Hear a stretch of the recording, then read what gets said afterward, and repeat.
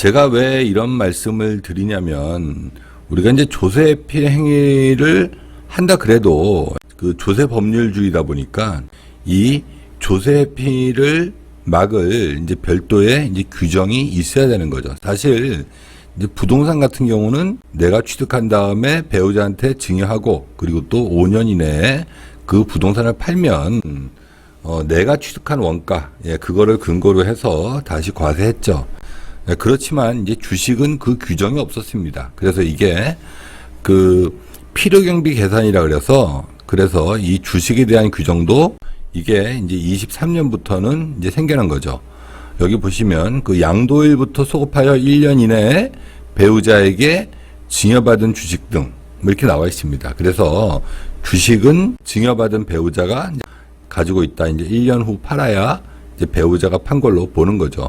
사실 이 규정이 이제 들어와서 23년도부터는 주식을 증여한 다음에는 반드시 1년 이상 이제 보유하고 그 이후에 그 주식을 팔아야 되겠죠. 저희가 이제 컨설팅을 하다 보면 이제 항상 느끼는 겁니다. 지금은 주식을 조금만 뭐 증여하거나 이동하더라도 다 이제 소명하라고 나옵니다. 그래서 이런 행위를 하면은 반드시 경험이 있는 세무사랑 하셔야 됩니다. 이제 그러지 않으면 이 행위가 실질적으로 맞다 그래도 이제 과세에 대응하기가 쉽지 않습니다.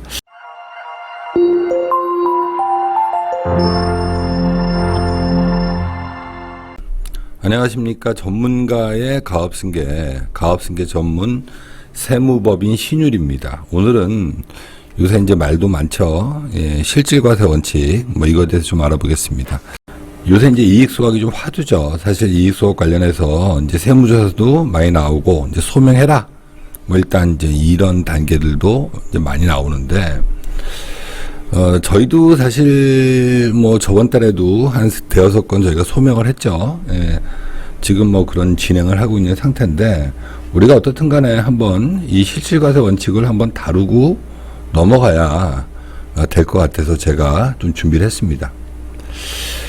저희는 그 방문 상담 실행을 다 세무사들이 합니다. 우리는 이제 이익소각을 한 5년 동안 300개 이상 이제 실행했죠. 우리 이제 고경미, 최하영 세무사 이 두 분이 이제 방문해서 이제 상담하죠. 그리고 또 지금 저희한테 그 메일로 그 요청을 하시면 그 정관을 무료로 만들어 드리죠. 사실 정관은 상당히 중요합니다. 자, 우리가 이제 본론으로 들어가서 이제 실질과세 원칙이란 게 뭐냐. 이게 이제 이런 겁니다. 사실 이제 A랑 B가 있는데, 이제 A가 B에게 실질적인 행위는 이제 A가 한 거죠. 그렇지만 이제 B를 시켜서 했다. 그런데 그때 이제 과세가 됐다. 이럴 경우에 법률적으로는 이제 B가 실행을 했지만 실질적으로 누가 했냐. 그거에 따라서 그 세금도 이제 실질적으로 한 사람 A한테 이제 귀속시키겠다는 겁니다.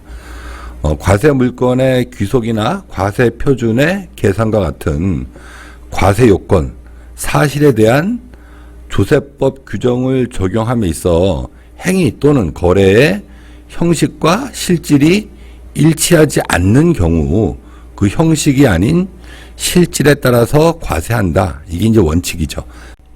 오늘 제가 좀 다룰 얘기들은 조금 어렵습니다.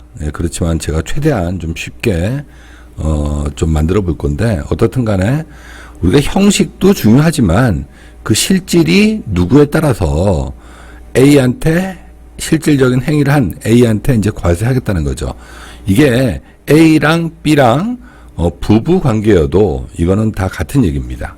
그래서 실질이라는 거는 그 행위를 한 사람, 그 사람한테 이제 과세한다는 거죠. 자, 그러면 우리가 이제 실질과세 원칙에 있어서 조세 피행위, 이건 또 무슨 얘기냐? 우리가 이제 실질과세 원칙에 있어서 조세 피행위라는 거는, 만일 이제 A랑 B가 이제 배우자가 아닌데, A가 주식을 증여하고 B가 무슨 행위를 해서 이제 실행을 했다. 그리고 그 실행은 B가 했지만, 물론 그 A가 어떻든 간에 그 사람이 주도해서 했다. 이랬을 때 이게 이제 조세회피 행위로 볼 수 있냐 없냐는 거죠.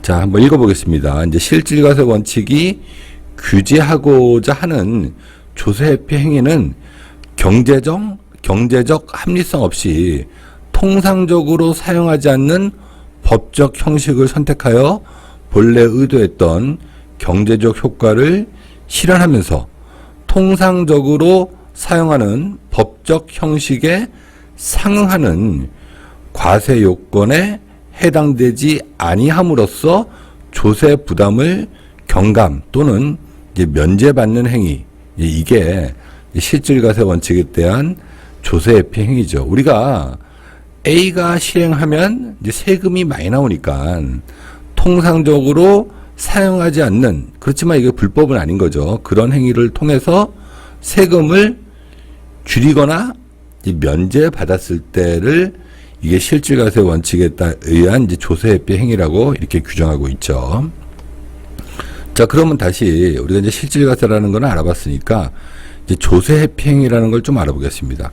조세회피 행위라는 거는 법을 위반하는 건 아닙니다. 우리가 그 조세회피 행위라는 거는 법을 위반하진 않지만 이제 법령에서는 이렇게 나와 있죠. 이제 마땅히 과세되어야 할 세금을 회피했다는 거죠. 자, 그런데 우리가 이제 시장에 갔는데 우리가 이제 같은 품질의 물건을 뭐 A란 가게에서는 뭐 10,000원에 팔고 B란 가게에서는 9,000원에 판다. 이럴 경우는 당연히 이제 B란 가게에서 사게 되죠. 그거와 마찬가지로 조세회피 행위도 우리가 법적으로 이게 문제만 없다면 이 납세자 입장에서는 세금을 뭐 적게 내는 방향으로 이렇게 선택할 수 있는 거 아닙니까? 자, 그래서 다시 한번 읽어보겠습니다. 이제 조세회피 행위란 조세법 규정을 위반한 것은 아니지만, 그러니까 이제 법을 위반한 건 아닙니다. 그렇지만 법적 형식의 선택 가능성을 남용하여 마땅히 과세되어야 하나 이를 회피한 행위다. 납세자가 경제 활동을 할 때 동일한 경제 목적, 우리가 뭐 물건을 살 때 그 물건을 사야 되는 그 목적을 달성하기 위하여 여러 가지 법률 관계 중 하나를 선택할 수 있으므로 당연히 10,000원에 파는 가게나 9,000원 파는 가게가 있으면 당연히 9,000원 파는 가게에서 가서 우리가 물건을 사겠죠. 그거에 대한 세금의 부담을 회피하기 위한 행위라고 하더라도 가장행위에 해당한다고 볼 특별한 사정이 없는 한 유효하다고 보아야 하며 실질 과세 원칙에 의하여 납세 의무자의 거래 행위를 그 형식에도 불구하고 조세 회피 행위라고 하여 효력을 부인할 수 있으려면 조세 법률주의 원칙상 법률의 개별적이고 구체적인 부인 규정이 마련되어 있어야 한다고 판시되었다. 가장행위와 조세회피 행위를 이렇게 구분하고 있는 거죠. 자, 다시 말씀드려서 우리가 조세회피 행위라는 거는 세금을 뭐 많이 내야 되는데 그걸 좀 줄이기 위해서 뭐 법을 어기는 건 아니지만 어떤 그 행위를 이용해서 어떤 그 법률적인 행위를 이용해서 세금을 이제 부당하게 줄인다 그래도 세금을 부당하게 뭐 부당하게라고 좀 얘기하기 좀 어렵지만 세금을 좀 이렇게 절세할 수 있다고 할 경우 이거를 이제 규제하고 과세하려면 우리나라는 이제 법치주의 아닙니까? 이제 조세 법률주의 원칙상 그거를 규제해야 할 규정이 있어야 과세할 수 있다는 겁니다. 자, 그래서 우리가 만일 이 행위가 가장행위기만 아니면 조세회피 행위는 이거는 이제 법으로 막을 수 없다는 거죠.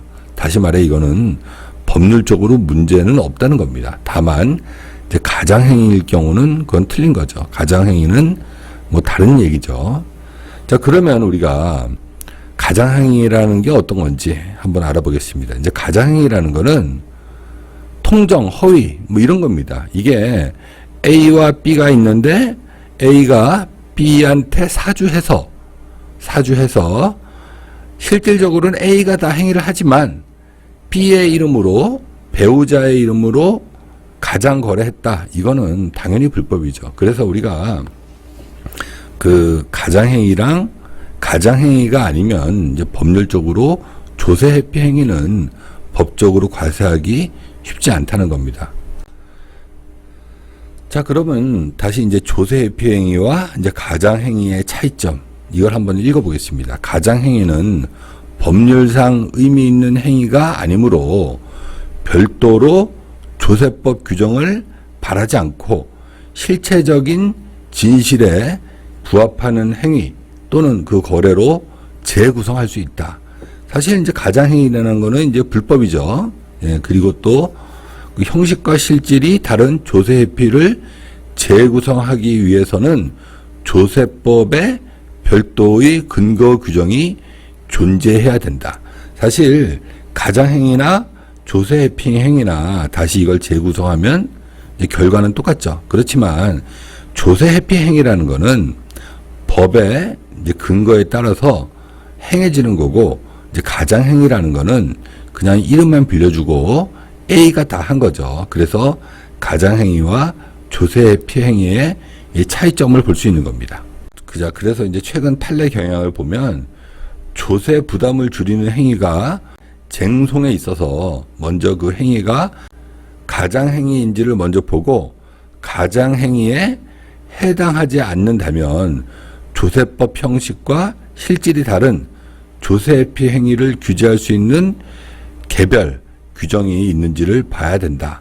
가장행위를 재구성하면 결과적으로는 조세회피 행위와 동일한 결과가 발생할 수 있지만 이는 실질 관계나 법률 관계에 상응한 과세로서 조세회피 행위의 부인과는 다른 거다. 네, 이렇게 이제 판례들이 나오고 있죠.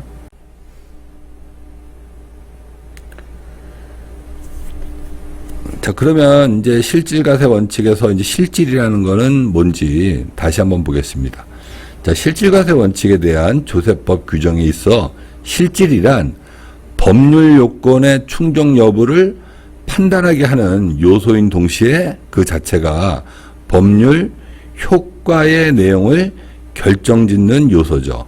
실질과세 원칙에 의해 부인되는 거래, 형식은 납세 의무자가 취한 법적 형식이라는 점은 이견이 없다. 문제는 실질의 범위이며 법적 실질설과 경제적 실질설로 이렇게 나눌 수 있죠.